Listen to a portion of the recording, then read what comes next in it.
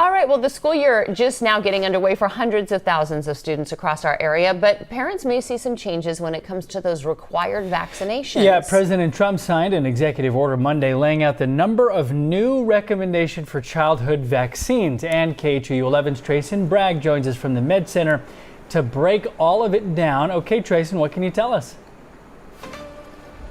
Well, Jacob and Alona, while the White House is calling the order a so-called victory for parents' rights, many trained members of the medical community are actually calling the new guidelines confusing and potentially dangerous. Now, here's what you need to know. Now, the executive order reduces the number of universally recommended childhood vaccines from 18 to 11.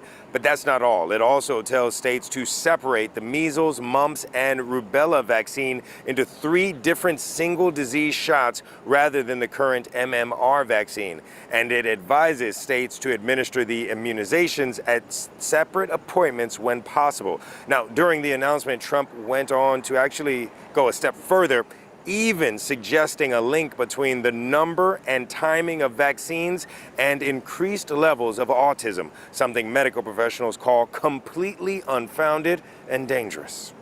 The executive order that was issued today is going to cause more confusion and fear. Why would we do less and not give the vaccine at once when we know it's safe and it works?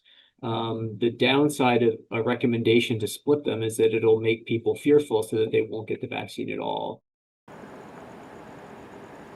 Now, to be clear, decades of testing in countries all over the world, including this one involving over 1 million children, has shown absolutely no evidence the existing childhood vaccine schedule poses long-term risk to children's health nor increased risk for autism. Now, coming up in the next hour, we're going to be diving deeper into this and give you another look at what other medical professionals are saying in response to the new order.